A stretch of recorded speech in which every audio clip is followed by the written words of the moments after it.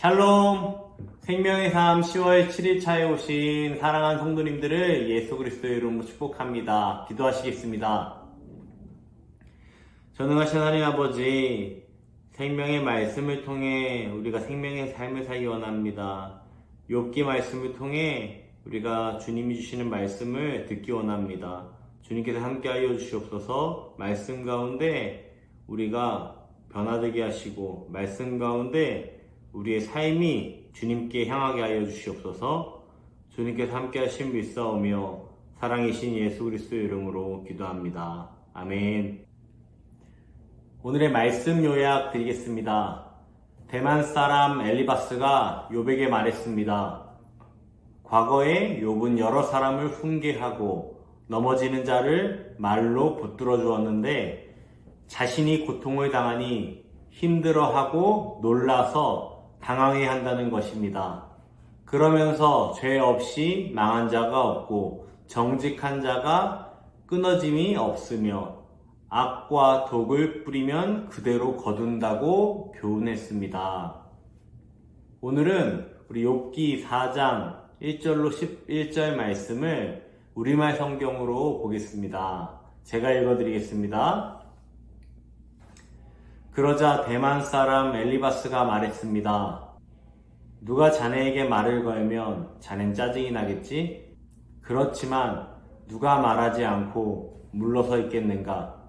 생각해보게 자네가 많은 사람을 가르쳤고 약한 손을 가진 사람에게 힘을 주지 않았는가?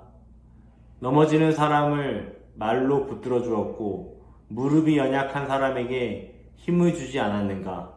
그런데 자네가 이 지경이 되었다고 힘이 빠지고 문제가 생겼다고 힘들어하다니 자네의 경외함이 자네의 자신감이었고 자네가 올바르게 사는 것이 자네의 소망이 아니었나? 잘 생각해보게. 누가 죄 없이 망하겠나? 정직한 사람이 끊어지는 일이 어디 있나? 내가 본 바로는 죄악을 경작하는 사람, 고난의 씨를 뿌리는 사람은 그대로 거두더군. 하나님의 입김에 그들은 망하고 그분의 콧김에 끝장나는 것이네. 사자의 표효소리, 사나운 사자의 으르렁대는 소리는 사라지고 젊은 사자의 이빨은 부러지고 늙은 사자가 먹이가 없어 죽고 암사자의 새끼들은 다 흩어져 버린다네. 아멘. 오늘의 본문은 에돔의 주변 지역인 대만에 거주하는 엘리바스가 욥에게 조언하는 장면입니다. 엘리바스는 이전에 여러 사람들을 훈계하고 도움을 줬던 욥이 이제 자신의 고난 앞에서 힘들어하는 것은 하나님을 향한 경외와 소망을 잃은 것이라고 책망하고 있습니다. 그러면서 엘리바스는 죄 없이 망할 수 없다고 욥에게 말하고 있습니다. 엘리바스는 인과율적인 해석으로 욥의 고난을 해석하고 판단하고 있는 것입니다. 우리말로 하면 뿌린 대로 거둔다는 것이죠. 인과응보라고 말하고 있는 것입니다. 즉 욥의 죄가 원인이 되어서 욥이 고난을 당하고 망한 것이라고 말하고 있는 것입니다. 엘리바스의 이 말은 맞는 말 같습니다. 논리적으로는 틀리지 않는 것 같습니다. 그러나 엘리바스가 놓친 것이 있습니다. 엘리바스의 말이 다 맞는 것 같으나 이것은 하나님의 은혜 또 하나님의 섭리는 배제된 채 오로지 인과율의 논리로만 욥의 인생을 판단했다는 것입니다. 엘리바스의 말처럼 이 세상이 인과율로만 돌아간다면 인과율에 반대되는 정반대되는 십자가 사건을 설명해낼 길이 없습니다. 우리는 어쩔 수 없이 시대의 아들, 딸들로 살아갑니다. 우리는 역지사지를 말하지만 엄연히 따지면 역지사지는 불가능에 가깝습니다. 어떻게 배가 고프지 않은 상태에서 굶주린 자들의 배고픔을 알 수 있겠습니까?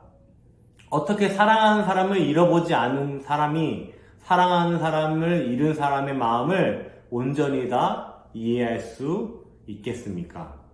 우리는 나의 환경과 나의 시대를 넘어서는 생각을 할 수가 없는 존재들입니다. 그것이 유한한 시간을 살아가는 인간의 한계입니다.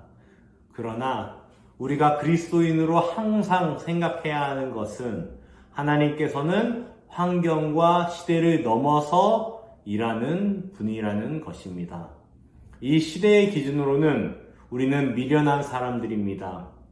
세상은 우리를 세상의 방식대로 평가하고 재단합니다. 심지어는 내 스스로가 나를 보기에도 미련하고 한심하게 보일 때도 있습니다.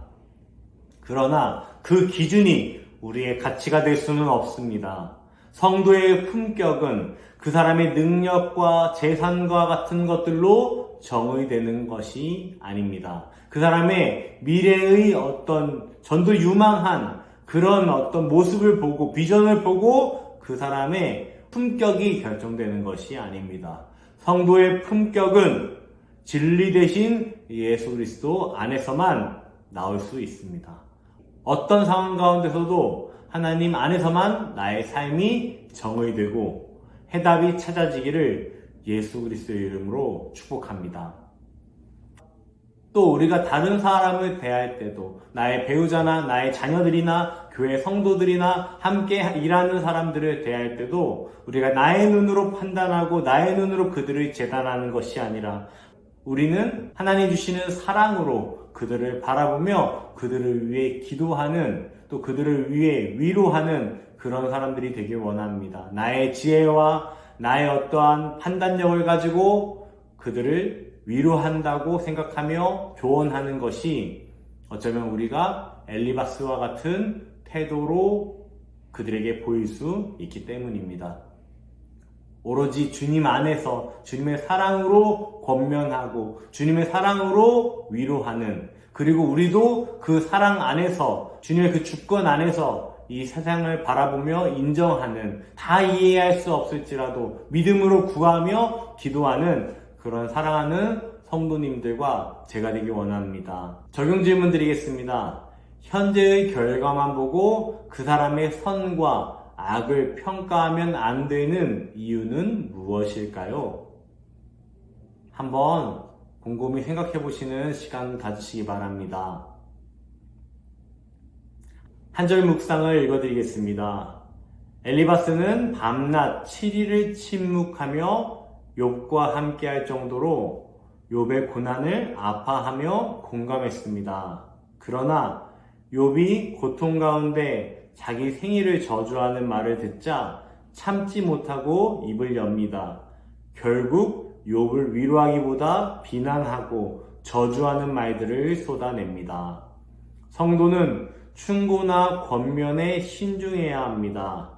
상대방을 향한 하나님의 뜻은 하나님의 깊은 뜻을 알지 못한 채 하는 인간적 충고나 권면은 자칫 위로라는 명목으로 더 깊은 상처를 줄 수 있습니다.